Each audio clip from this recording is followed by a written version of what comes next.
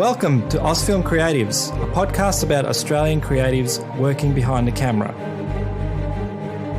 My name is Peter Sylvester and I'm your host.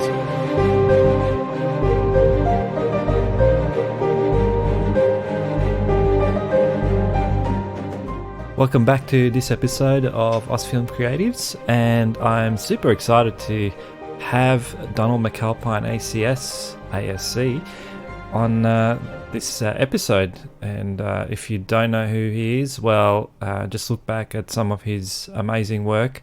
He's shot films like Predator, Moulin Rouge, Patriot Games, Chronicles of Narnia, The Lion, Witch and the Wardrobe, X-Men Origins, and his career spans over 50 years. And I've been a huge fan of his work for a long time, and I'm very pleased to have him on board, so hopefully you'll enjoy as well. Welcome to the show, Don. It's a pleasure to have you on. I'm a huge fan of your work, and you've been, a long-running career, so yeah, welcome. Thank you. So I wanted to start a little bit about your past. I don't really know much about it other than what good old Wikipedia tells you. So initially, were you into filmmaking, or were you a big fan of films when you first kind of got interested in it? Well, my first sort of boyhood hobby was photography.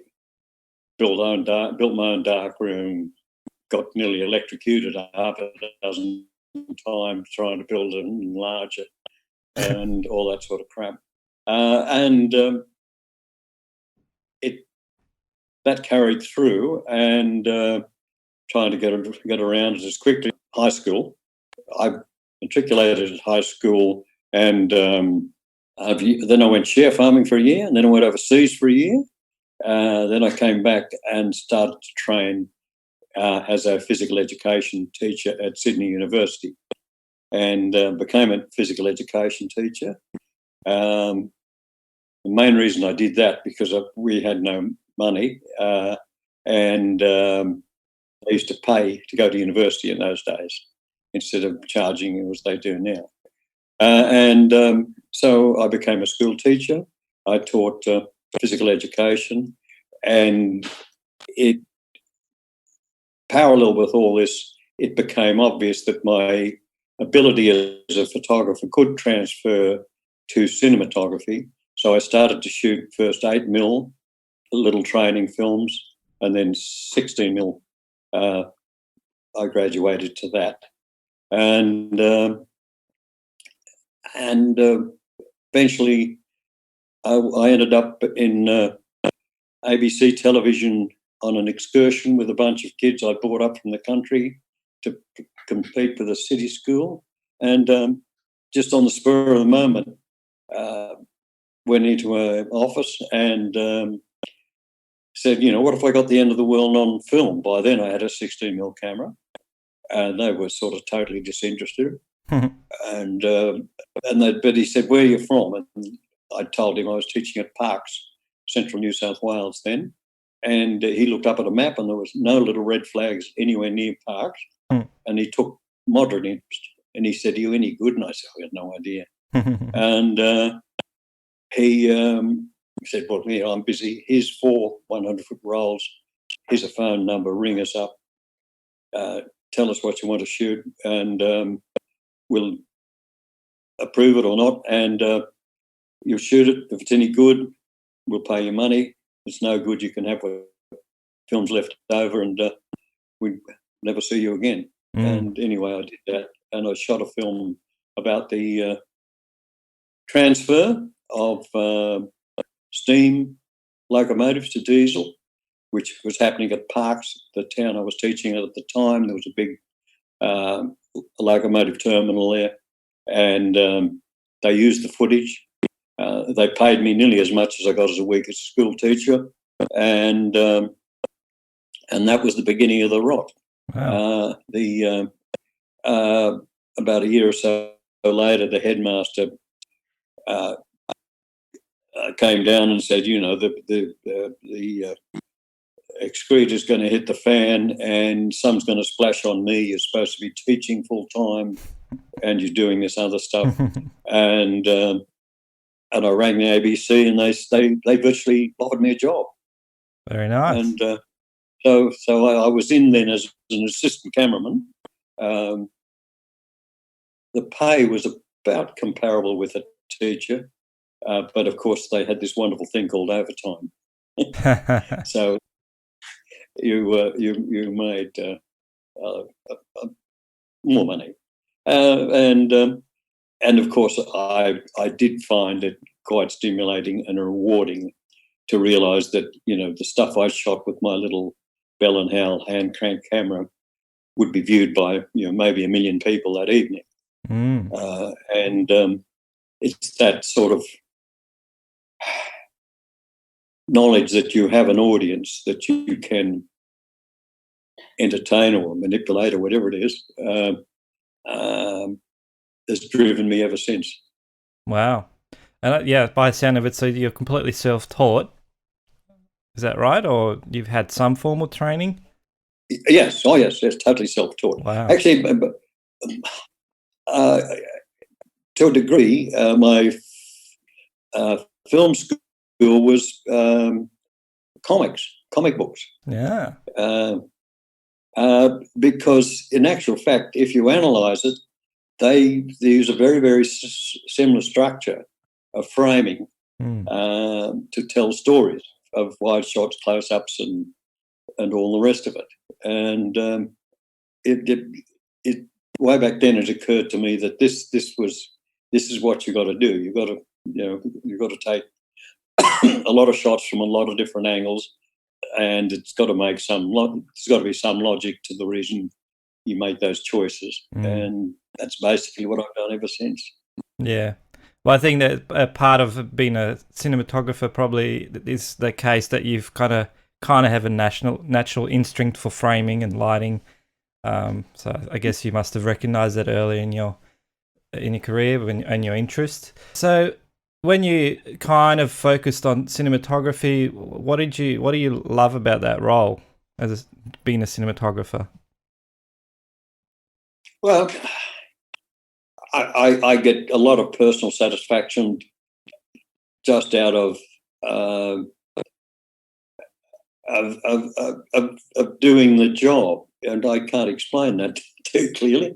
I get a lot of satisfaction out of knowing that I have an audience that I'm entertaining or informing or both, and of course, in the early days, it was a great way for me to make money. That became less of a problem the more money I made. Well, sometimes the more money you make, the more money you spend. But if you're good, you save it. Yeah, actual fact, I was virtually working for a period of 30, 40 years in which I didn't have a chance to spend any money. Yeah. And it's hard for people to realise now what Hollywood was in its heyday. We were getting the equivalent of $40,000 to $50,000 a week. Wow. And they were paying every expense we had in per diems. So, all this money just accumulated. And, one day I woke up and I was wealthy. I was surprised as much as anyone else. Yeah. Well, at least you worked for it. No, so. It was almost a byproduct of what I was doing, because I was having a great time leading this rather interesting and exciting life, and actually really doing something. And the wealth became a pleasant surprise, which I'm still enjoying. And during any time in the process when you were becoming a cinematographer, was there something that really made you go, yep, this is what I want to be? Was there an event that really changed your mindset about your direction? No, my whole career has been a series of happy accidents. I've never truly promoted myself because I've never had to. It just each event seemed to follow the other. All of which I realised only in retrospect. At the time, I had no idea where it was all going. From the fact that that even from that first accident at the ABC, right through to shooting my first Australian film, basically incidental there because I was chief cameraman at Film Australia at that time in my career, which was a big maker of films, virtually the biggest in the country. And a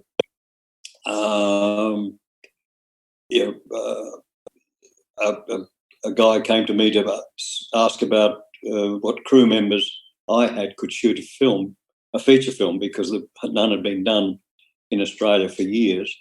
And I gave him three of my staff, samples of three of my staff's work.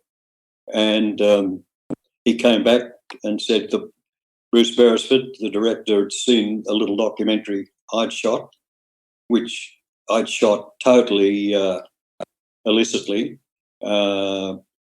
with the company's equipment and film and all the rest of it. A little documentary about drugs, No Roses for Michael, which won a few awards. And Bruce saw it and basically offered me to shoot that first film. So 2 weeks later, I was in London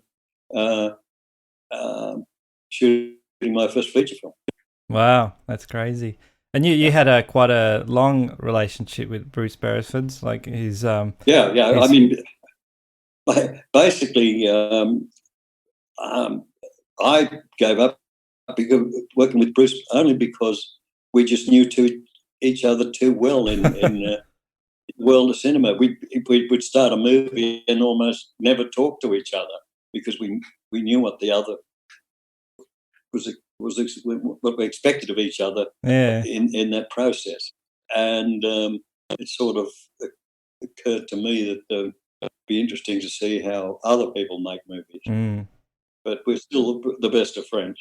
Yes, yeah. Well, I recently read his book. I think it's an older book now, but the movie, I think it was called The Movie That Never Was. I don't know if you've seen that book. Yeah, he wrote that. It was quite fun. It's little nuggets from all parts of his life. Quite interesting, man. And you worked with a few other Australian, like Philip Noyce, and obviously in Australia. So you were kind of in the 80s doing a lot of a lot of Australian films, but you were starting to do American films. And what was that transition when you ended up in Hollywood? Was it for you?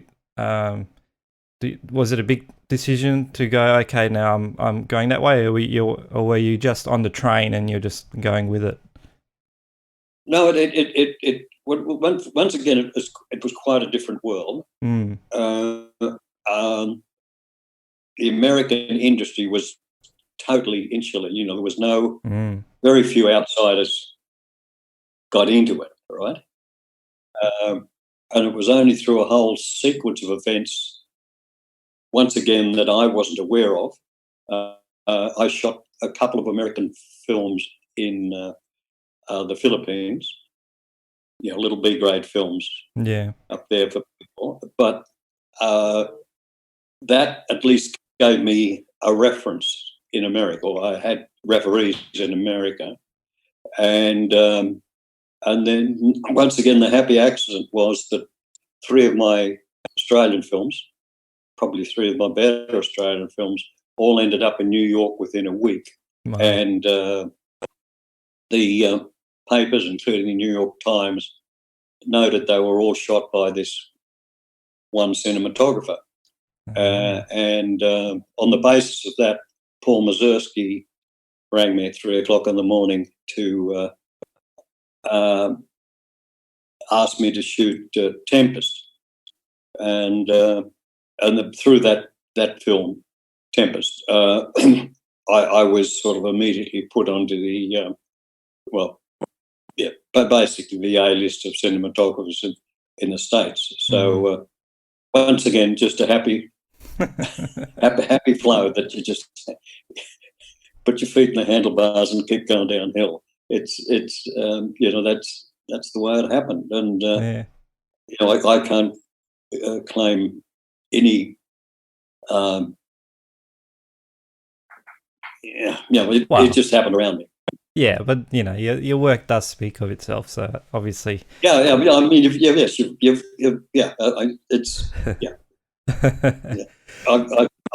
the honest truth is, I never quite really understand what I do. I mean, obviously, in those early days, I used to operate. That's something you can comprehend, and you obviously direct the lighting, and you suggest and direct whatever the camera does. But why you do it, or how you do it, or what's the real? It's just whatever you think is right on that instant. And the fact is, I've been able to either satisfy or fool enough people on the on the way that I've had the career I've had. Yeah. Well, natural instinct, I think, plays a lot in it, and if you try to calculate it too much, I think you probably don't let the film breathe the way it should.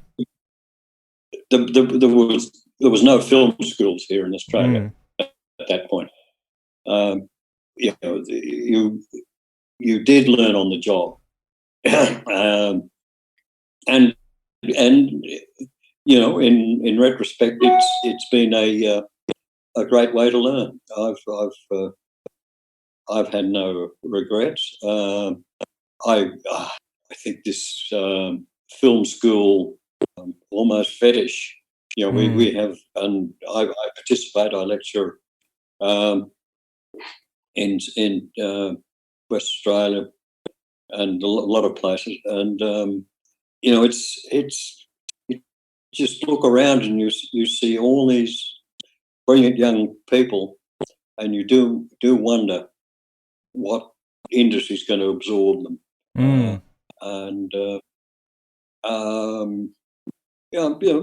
I mean, I guess generally I've been proved wrong.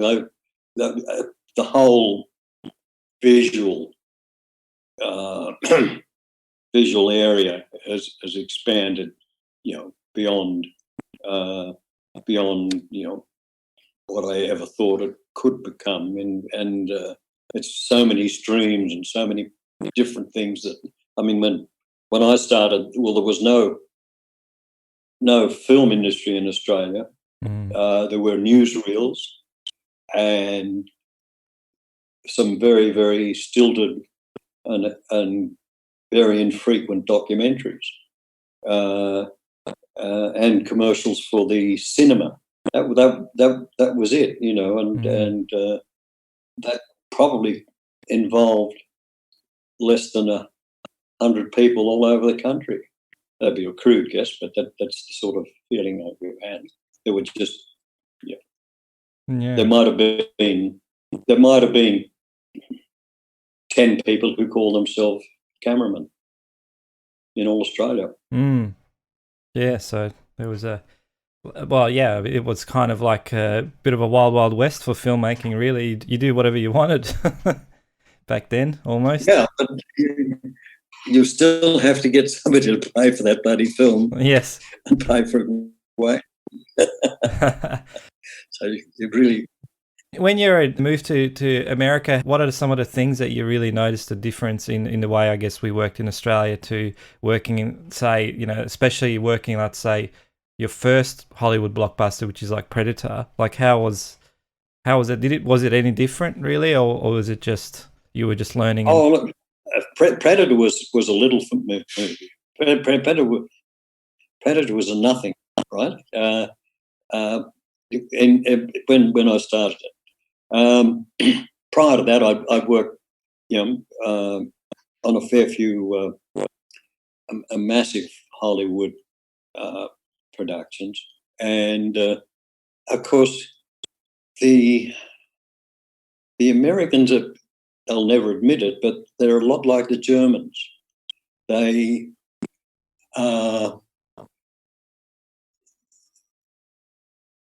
more conformists than they ever realise. If you go out there with the name of director of photography, you're the director of photography. There's no, you carry the prestige, the honour, the authority. It wouldn't matter if you had two heads and were an Eskimo. It wouldn't matter. They would put up with you,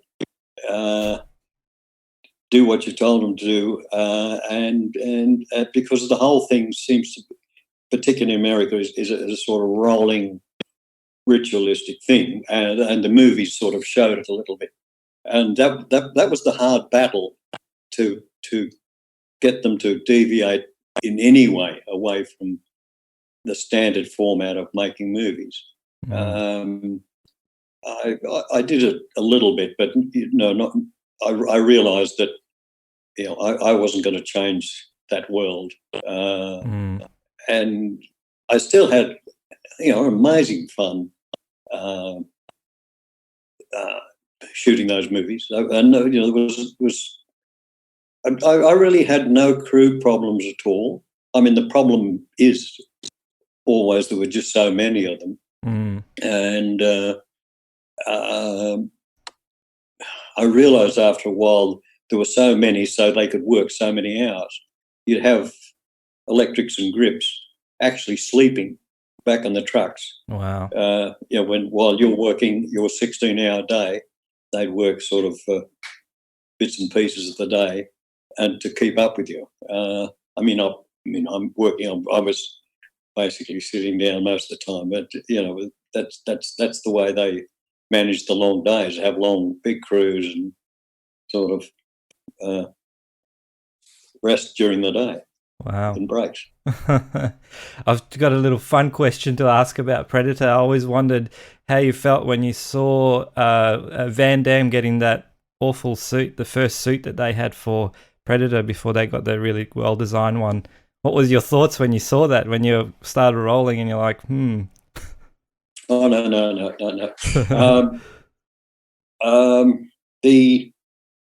Well, first of all, Van Damme was fired. I don't know whether you know that. That was the end of him. But talking about the suit, Joel Silver, the producer, and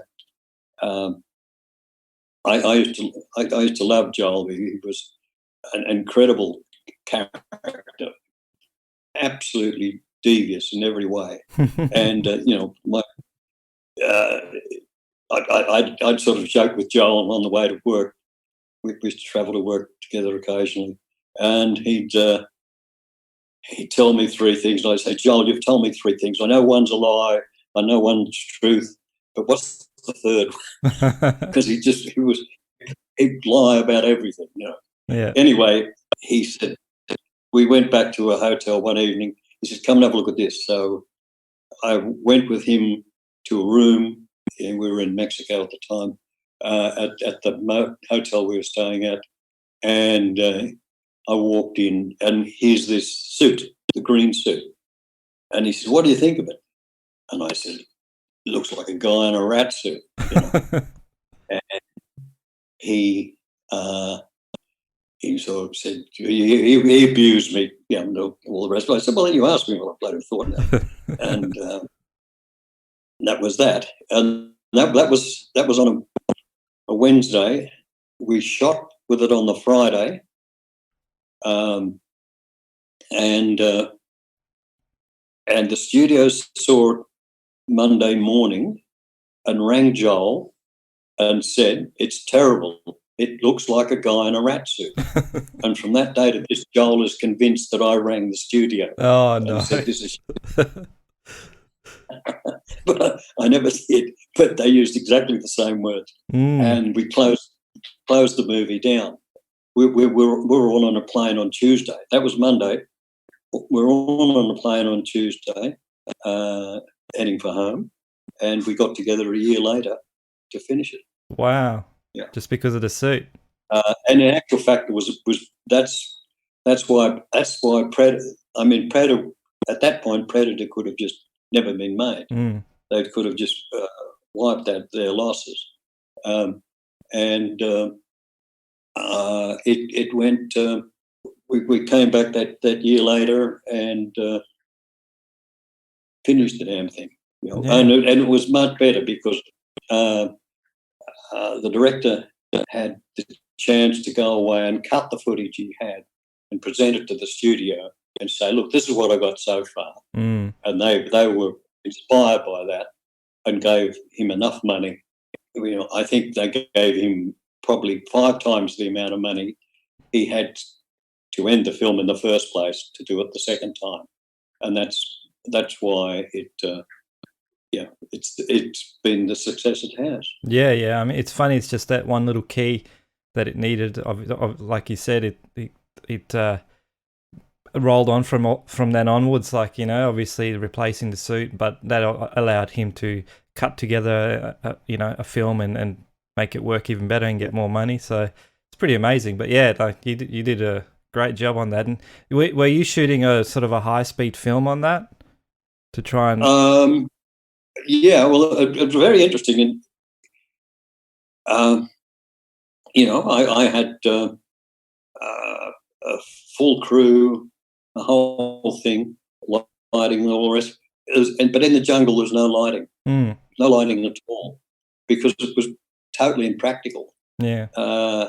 Because all you did was put up a light and you get shadows of trees all over the place. And in actual fact, the whole lot down in the undergrowth, it was, I can remember it was 2.8 on 100 ASA, 2.8 on 100 ASA, and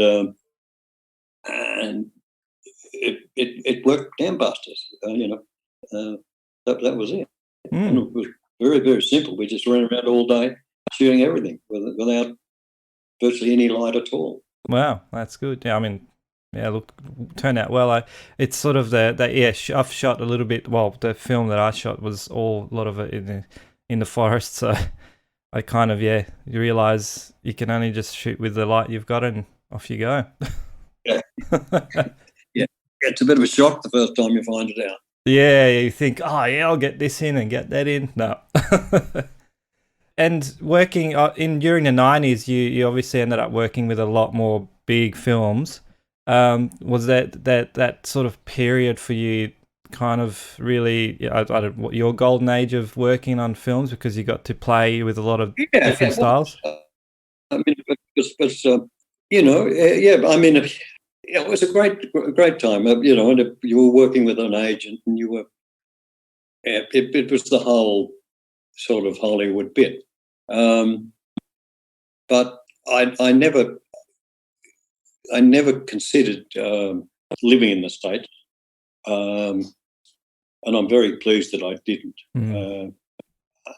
Probably my career may have stayed at a higher level longer, but in actual fact, I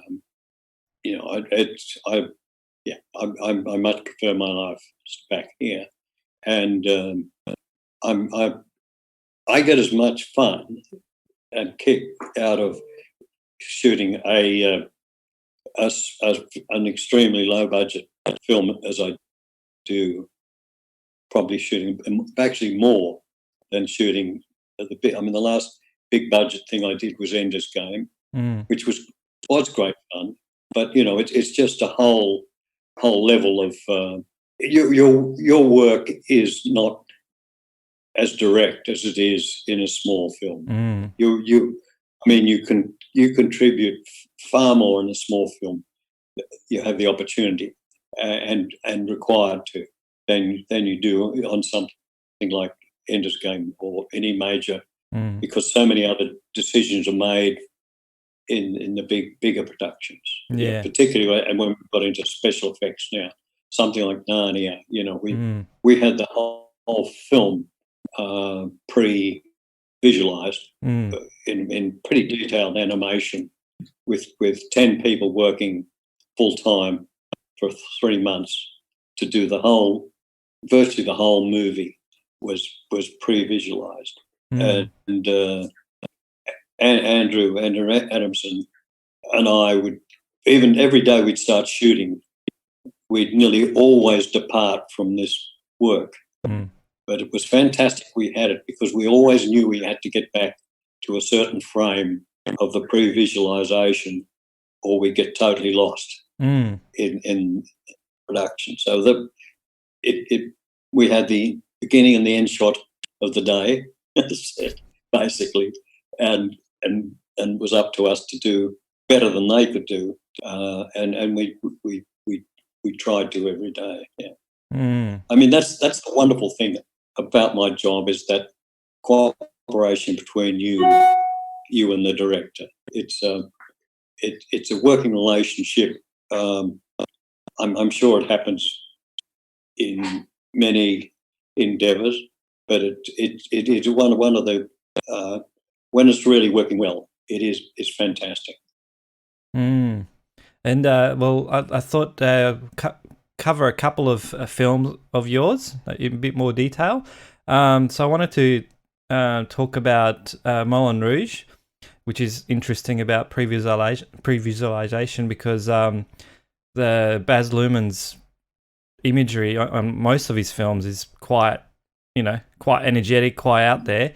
So was there a lot of like sort of storyboarding and pre-visualization when you came on board? Oh, that was an entirely different approach. Yeah. Unlike Moulin Rouge, I spent a year in pre-production. Wow. Not full time. I'd go and hear a script reading with all the actors. This is like almost a year before, and continue right through. You'd be in watching the rehearsals of the dance team, and we'd be devising shots and all the rest of it there. But the really key to all Baz's films is his production designer, his wife, who actually does these amazing pieces of artwork which are framed from the film. And from those frames, it was amazing the inspiration. Well, I got.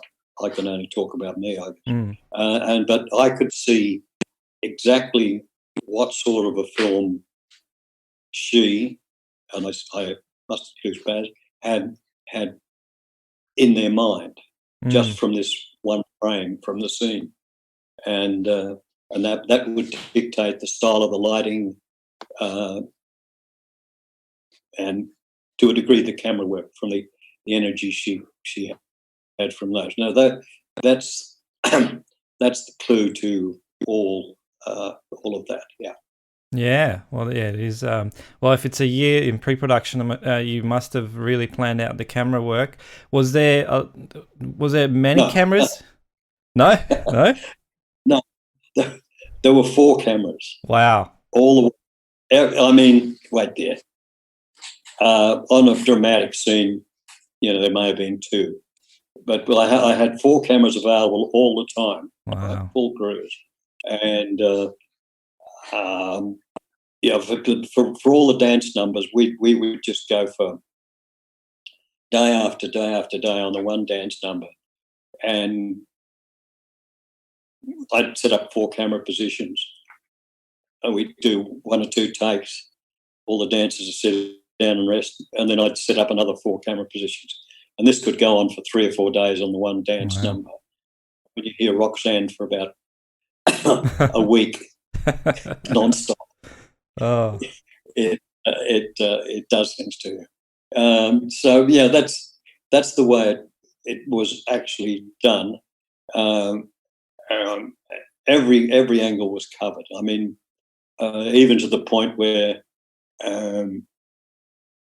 they decided what we were really missing were footlights. I said, well, footlights are where people are static on the stage. That's where footlights. I mean, these people aren't static on the stage; they're moving all over the dance floor. Yeah. That's what you want, that energy. And eventually, I came back and I got 2 Elamac dollies and put about 20-foot footlights hooked onto the front of them, and the grips pushing them, so they just moved in front of the dance grip to give footlight effect through several of the numbers. Yeah, we actually managed to get on occasions this footlight effect, and it worked very, very well. I mean, a film like that is amazing in that. The sets finished probably 3 or 4 days before you need it, and then I'd take my gaffer, and at that point he's the gaffer is as key to you as you are to the director, and we would then organise the pre-light, and the rigging crew would come in and do days and days of pre-rigging, and it was a massive exercise in that area, and it paid off. I think we made a very interesting film. Oh yeah. It was all not based on, but it had its origins all in Romeo and Juliet, in the work pattern. I mean, they're different, totally different films, but yeah. Well, it had Baz Luhrmann's touch on it, so of course.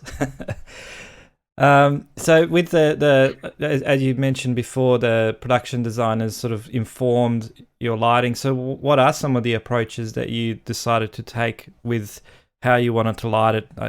Obviously, because a lot of it was on stage, it was kind of had that feeling of spotlight hitting the person. But then I saw that all the interior shots, the like in the bedrooms and stuff, it was very warm lit and really beautiful soft lighting. So, but it still managed to maintain that style in a way. So yeah, I guess what was some of the things you decided to do with the lighting? That I find that very hard to explain.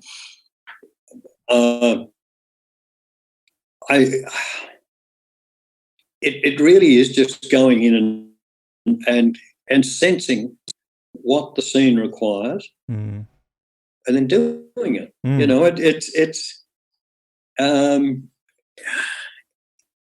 It's partly pre-planned in your head, but only in a vision, not in a detailed lighting plan or anything like that. But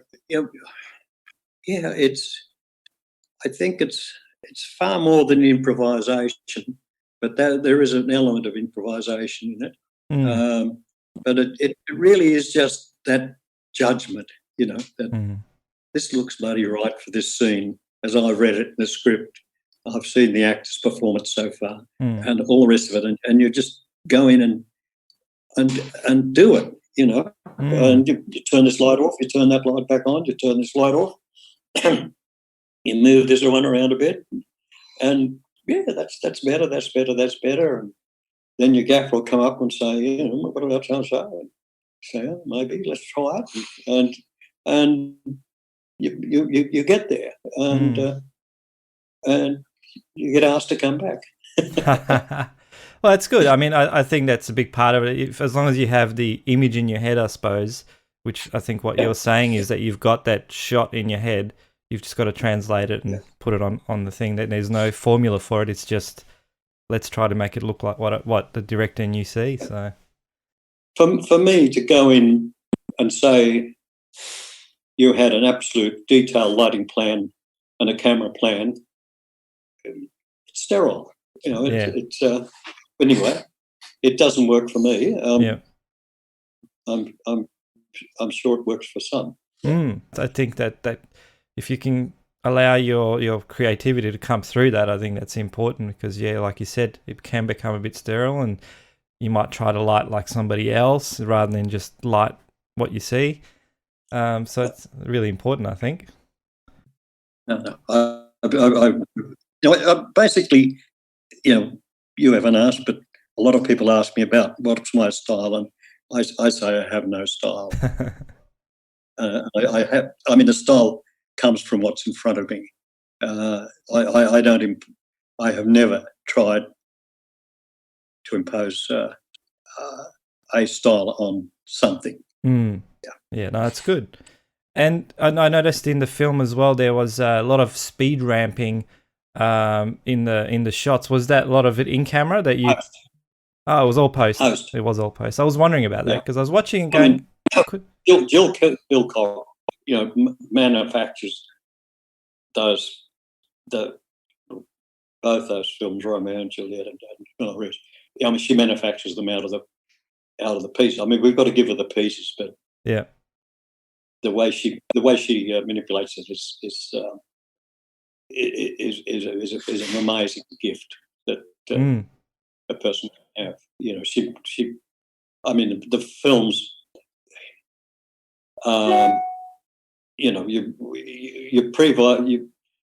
You're visualizing the result all the time you're shooting it.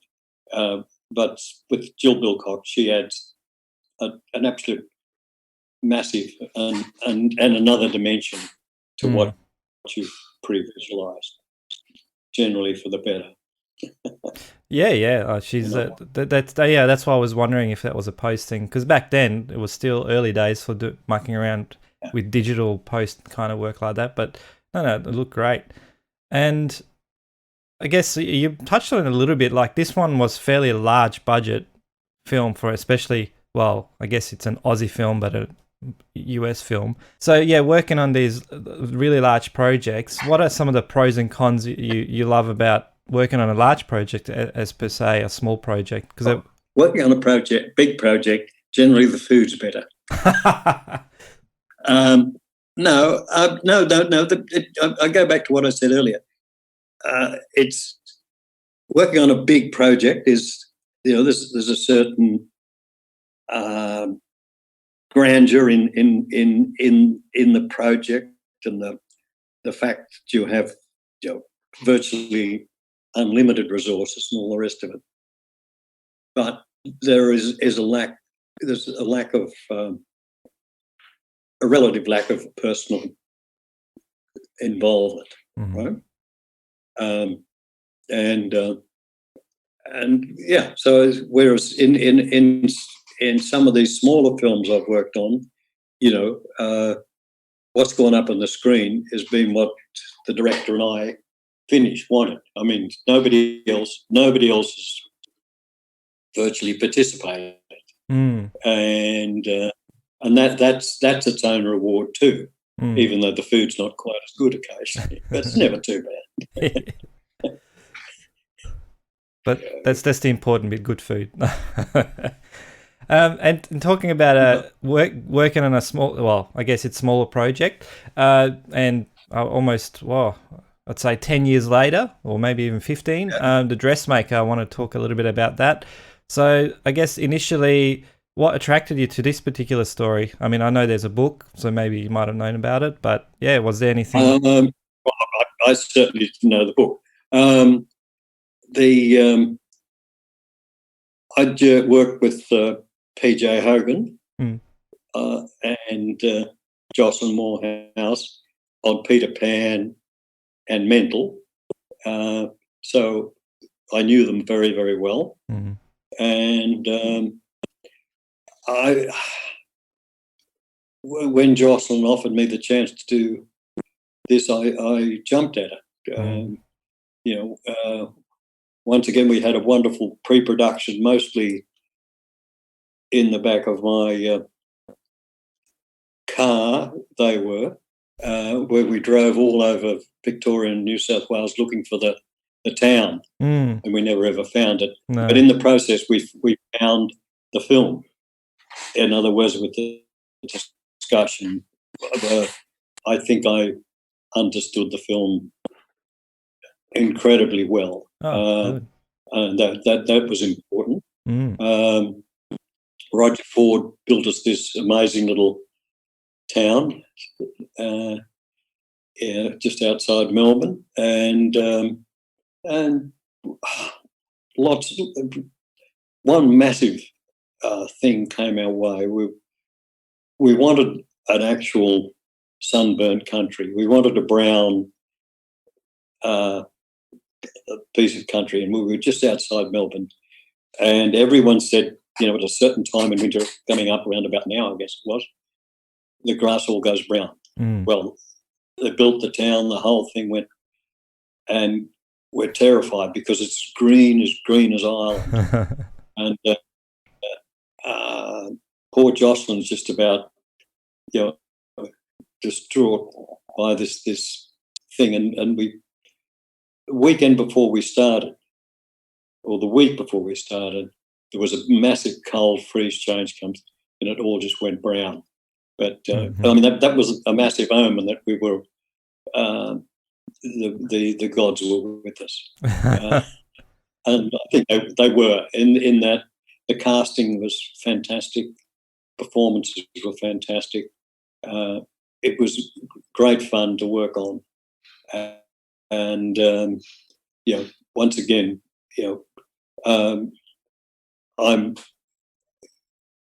I think I made the film that Jocelyn had in her mind ways before we shot it. So, that pleases me immensely. That I think I shot the film, and of course, it pleased me immensely that it gained a pretty good audience. Yeah, it did really well. And so this film was about 5 years in with digital cameras, especially with the RE Alexas. Well, for you, from what I understand, you're quite happy to move towards digital. So what was that like filming this film? From the almost the week Canon built out the first EOS. I think it was a D3, they called it then. I bought one of their cameras because I was still involved in stills gratification. And parallel to that, I started to use a device put out by Panavision called, anyway, it was a massive, big Nikon still camera with all sorts of computer software, and you were supposed to be able to interpret the lighting, and it was shit. I mean, it didn't work. It was just a total con. I mean, they were trying, but it didn't work.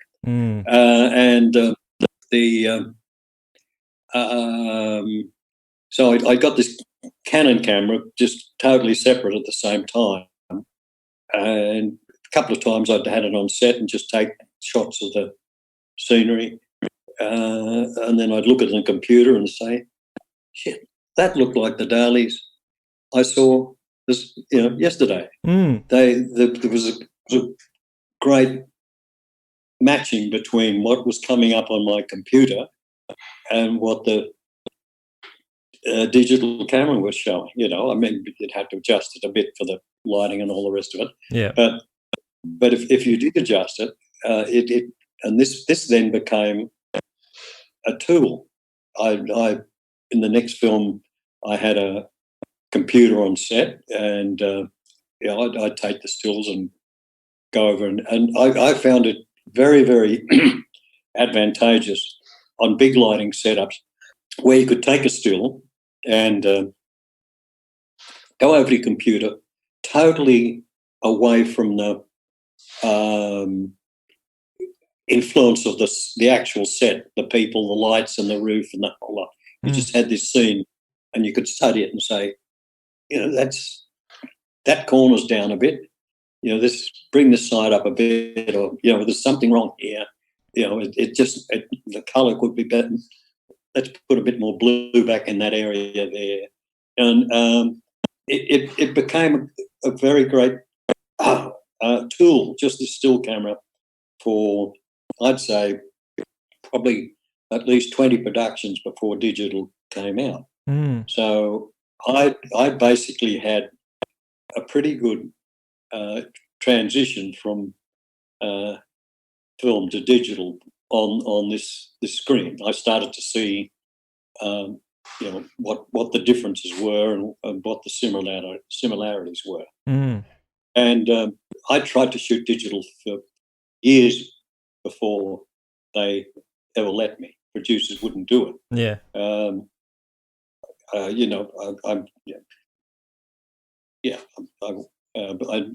For all sorts of motives, I won't go into them. So when I eventually got, I used first digital on a movie called Mental. We got our first red camera on a Thursday, and the second one on a Saturday morning, and we started shooting Monday. And we didn't miss a beat. Fortunately, I had a good assistant who knew the camera pretty well. I didn't know the camera, but I immediately comprehended what its limitations and advantages were. And the digital has just been a massive tool for me to improve my cinematography. There you go. Yeah, I mean, it's definitely, like, I know there's, romantic, and I kind of learnt on film as well. So I do love film from one respect, that you kind of have to know your craft, and you can be more instinctual and know that you're knocking it out and not have to rely on a display monitor. But on the other hand, like you said, you can really refine your shots a lot quicker, because you can catch them before you get your dailies 2 days later to then go, oh, actually, that didn't work out too well. And you can't change it, but at least with the immediate digital you can. So, there's a lot of interesting things about film. And, I know some film directors are very adamant to shoot on film still, which is fair enough. But, for your respects, I guess you prefer to shoot digital now? Well, there's still people riding horses. Yes.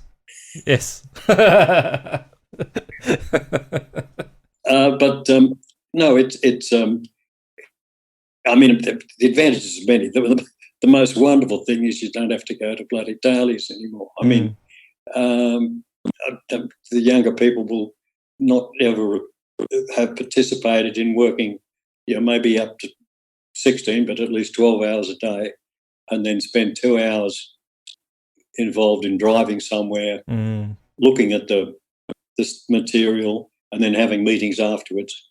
At the end of what is a hectic and draining day, it was not the best way to end the day ever. And that's fantastic, of course. But the digital let us tell stories that we couldn't tell before. I mean, that's my answer to the people who say, "What about the effects?" And I say, "Well, look, without the effects, we couldn't have shot Narnia." And how much better we could have done Predator if we had to go back, and it may not have been better, but it would have been a little far more elaborate. Well, yeah, it's interesting what digital has brought, because it's brought the the freedom, but with that freedom also came this limitless way of doing things, and some films really suffer from that because they just go a bit too overboard. So I guess it's a fine balance, and at the end of the day, like you were saying about doing small films, sometimes that's more important to actually make these little films that tell a great story. I mean, an interesting observation was on a recent thing I worked on, won a gong for, was The Lambs of God. Oh yes, you probably haven't seen that. Not yet, but it's on Foxtel. So. It was on Foxtel for a while now. It's just been released in the States, and Jeffrey Walker, the director, basically insisted that I be director of photography on it. And I had a suspicion that production resented having to have a non-operating director of photography on a film. But in actual fact, 3 days in, you could see the whole change in their attitude, in that to have somebody there to actually do so much advanced work, so much judgment, and basically save them so much time from their point of view, and give them a product that they particularly liked. It was quite a revelation to see their adaptation to that thing, and we ended up. It's probably some of the best work I've done on that project, and I'm exceedingly proud of it, and I just hope it gets a nice wide audience in the States on release. Yeah. And of course, that's the whole new world now. Yeah. Streaming. I've anticipated years ago that cinemas would change dramatically. I think cinema will end up being like live theatre now,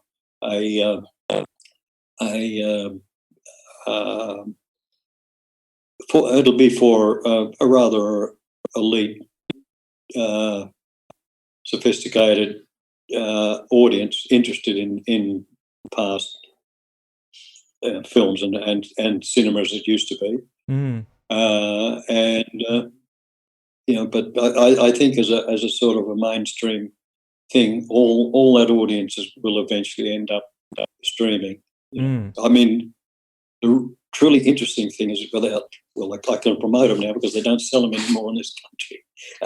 I recently acquired a Panasonic OLED 65-inch monitor, and I'm looking at all my old films on it, and I'm seeing them better than I ever saw them in a cinema. The colours are even at this stage, the colours are stronger, richer, the details stronger, everything's better, because projection, first of all, has a massive limitation, particularly front projection, of brightness range. You just can't get a black on a screen with front projection. It's just one of the rules of optics. And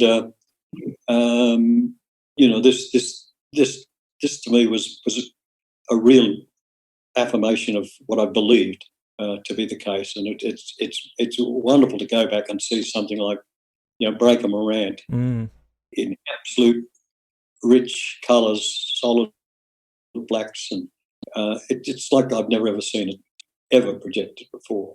Yeah, it's interesting the change in the way, and with the world of cinema as well. Like today, like you said, it might have to become a very specialized way of projecting films, and because it's like you said, there's so much people streaming, YouTubing, all that thing, and the technology at home is better. I mean, even projection at home is better. Like I've got a projector that I watch movies on because I can put it away, but the image and the color I get out of that is way better than a lot of times I've been to the cinemas. So even just that already shows that the cinemas, if they were to survive, they need to really up their game and offer a really premium experience, which they don't at the moment. I mean, the only thing they add, of course, is fantastic sound. At the moment, the really good cinema with the sound is quite an experience. Yes. But people say, but don't you miss the crowds in the cinema? Yes, you do miss the crowds in the cinema. You go to a cinema now. If there's 2 rows filled in the whole theatre, it's a crowd. There's I haven't been to a full cinema in years. I mean, it just hasn't happened. Yeah, and obviously now with these new restrictions, it's who knows? It's all gonna happen. There's gonna be every other seat's gonna be always empty because that's the way they set it up. So who knows? And yeah, it's pretty crazy. And so in your lifetime of working, I mean, it's what, 50 years now, basically working as a cinematographer. Yeah. What are some of the things you've really seen change in that period between, say, when in the 80s to now, I guess, as far as the industry itself? It's amazing how little has changed behind the camera, on a production. I mean, particularly up until what, 5 years ago, pre-digital, it remained incredibly constant. Stylistically, the films have become, the camera's become a lot freer, of course, and the effects now, as I said, like, have just let us make films we couldn't make before. But the sort of pattern of work still remains the same. The producer's up there pretending, that he's got no money. The directors, they're, directing the talent. He's trying to explain to me what he wants. The grips and the lighting, they've just got more elaborate equipment to play with, but still all doing the same thing. And the wonderful thing about the industry, and at all levels, is that it's the joke, but it's the truth. Every job is your last job if you don't do it well. I mean, nobody's going to invite you back because you did a just adequate job on this film. And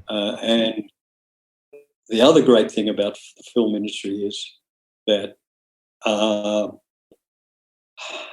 you're never there long enough to start to form cliques and little power groups. Great thing is, no matter what's going on the film set, that the bucket is going to be empty one day and they're going to send you home. There's no more money. Goodbye, good luck. We've finished the film. So it's that the joke is that the two great days on a movie are the first and the last. But it's far more joke. There's a truth to both of them. That and of course we're offered such a vast experience of a variety of work, of location to do it, of story to tell. It's just it's been a wonderful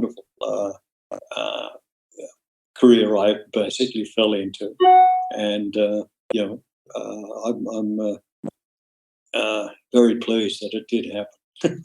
Yeah, it's been wonderful. And so with I guess the current situation in Australia, where I guess I'm sort of starting out in the film industry, even though I kind of went back and forward. So it seems that there seems to be less and less money, but more demand for content. So this issue in Australia, I don't know if you'll sort of see that. Like, what are your thoughts on this idea that we're not really putting as much money into films because I guess they don't make much money in Australia.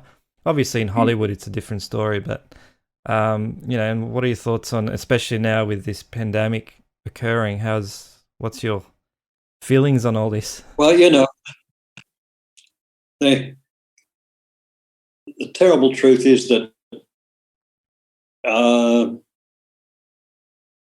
the audience we've got in Australia is absolute minimal to sustain a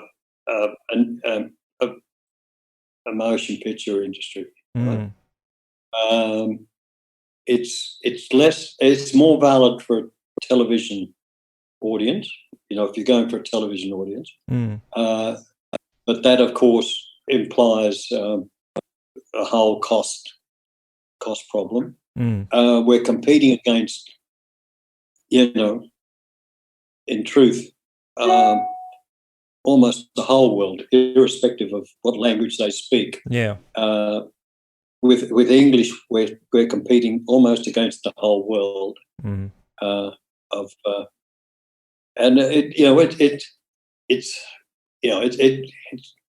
It's fantastic, the government support, and the first film I worked on, The Adventures of Barry Mackenzie, was totally financed by a film bank. If I wouldn't have got that break, then probably I wouldn't have got any break. Who knows? But so it's. I think there is a very strong argument for having government support for the film industry,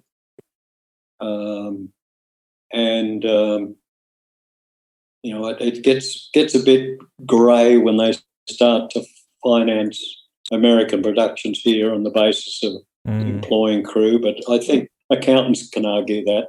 I'm not qualified.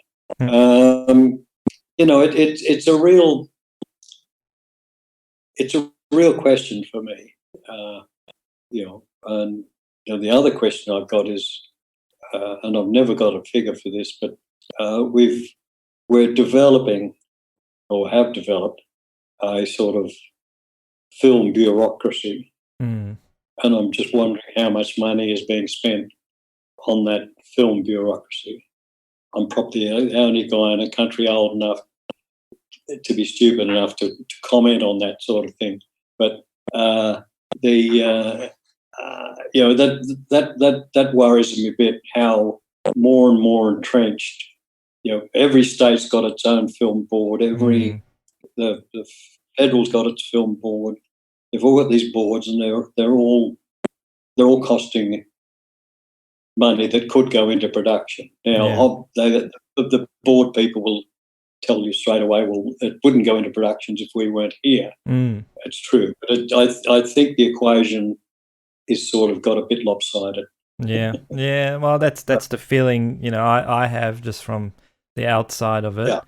So it's a tough call, but that makes it hard. And I wish we had more tangible figures to base our argument on. Yeah, because we might be wrong. Yeah, they might be consuming 5% of the budget, which I'd think would be marvellous if they were going to film. But I have a feeling that the 5 might have something going with it. Yeah, and it's I don't know, and that's the problem. Yeah. I haven't got the figures to work it out, and I'm. That's interesting. And what do you know if Lambs of God was funded, or for government funded, or was it? I'm sure there were small funds in, but it was basically financed by Foxtel. Okay, that's good. It was interesting that 2 other things. We had a budget about 3 or 4 times your average 4 1-hour episodes, and that really showed, and that's one of the reasons we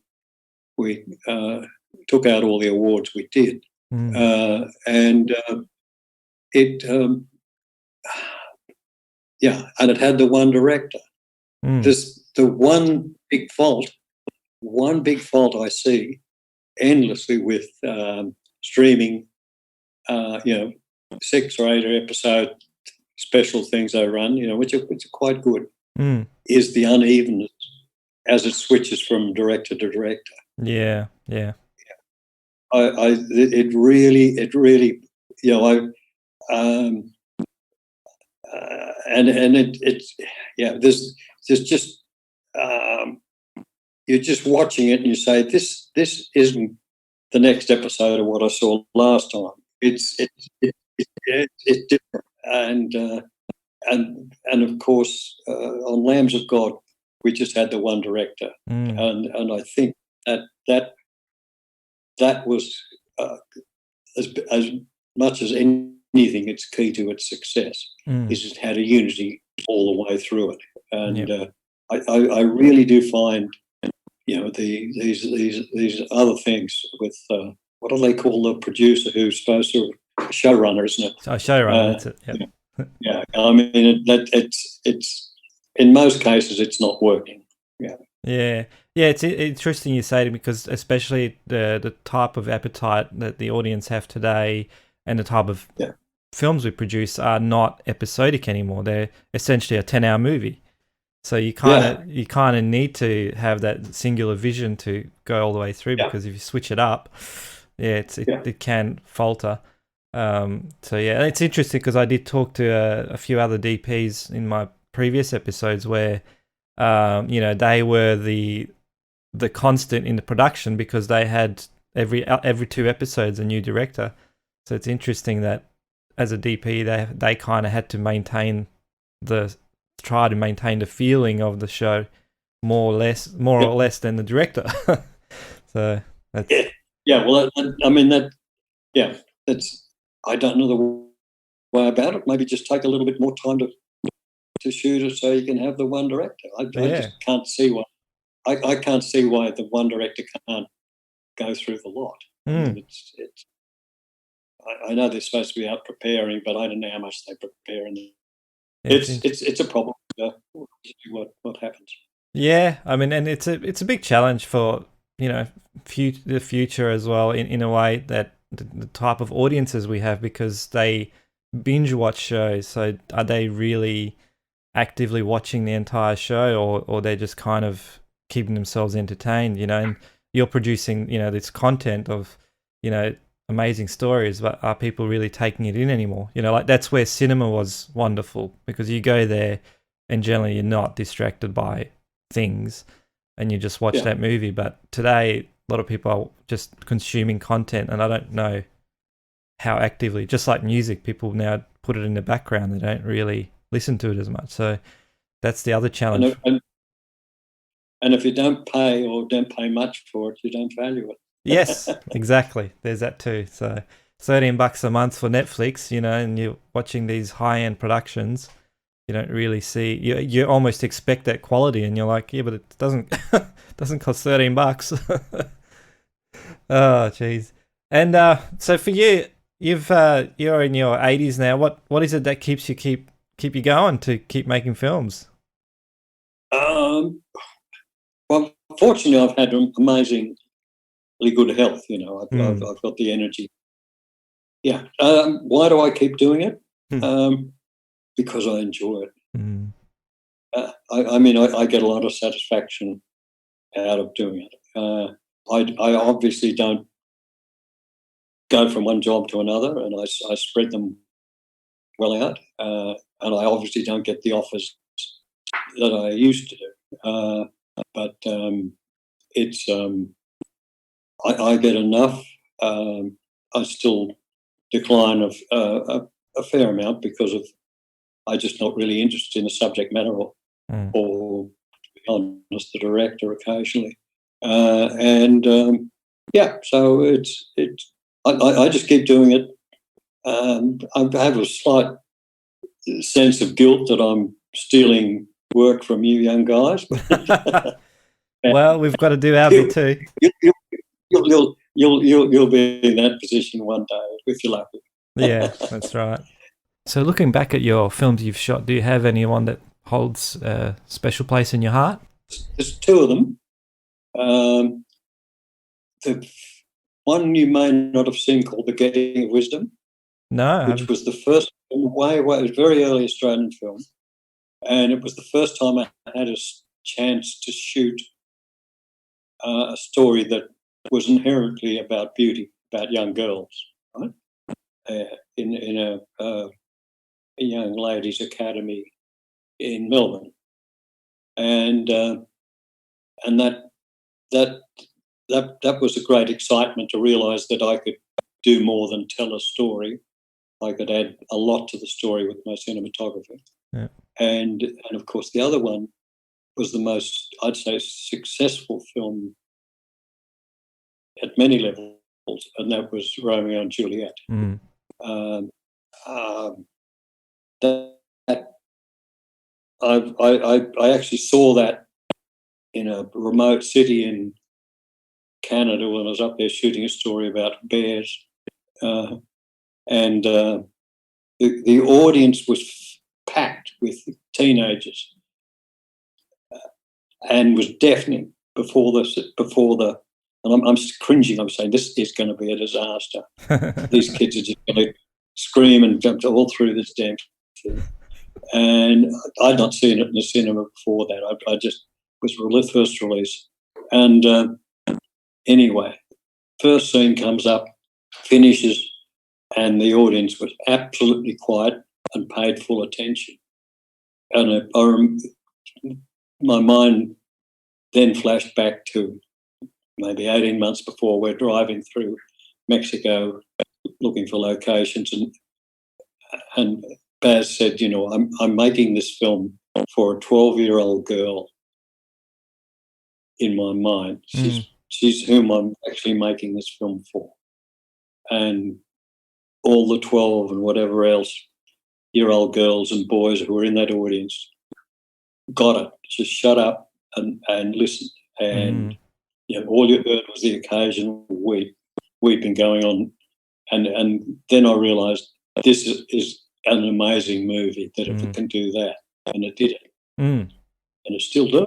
It's actually, you know, it's valid. It's one of those films which will be as valid, you know, in 100 years from now as it was the day it was released.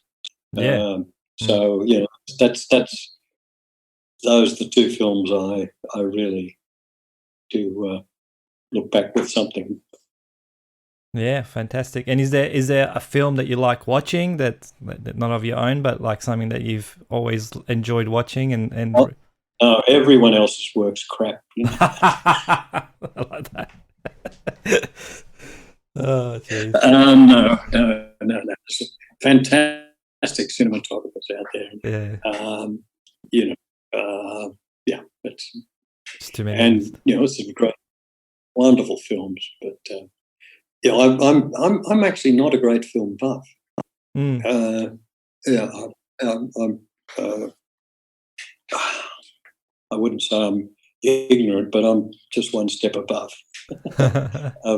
You know, I don't study it as a subject in any way whatsoever. I consider myself a general audience. Yeah. And if I ever look at the cinematography on a film, I know it's a piece of crap. Yeah, that's sort of my rule. If the film is, yeah, if you've noticed the cinematography, the film's finished. It's not done its job. Yeah. So because I get that, you know, occasionally people that don't work in the industry, oh, you must watch it all the time just for the, you know, the cinematography and the filmmaking. I'm like, no, well, if I do, that means it's a bad movie. Yeah, it's true, isn't it? Oh, there you go. Well, that's been fantastic to chat to you, and a real pleasure for me because I've been a huge fan of your work. Been a real pleasure to have you chat to us. Well, that was awesome having Don to speak to me and share a few little things about his life working in the film industry, both in Hollywood and in Australia. So I hope you've got a little bit out of it as well.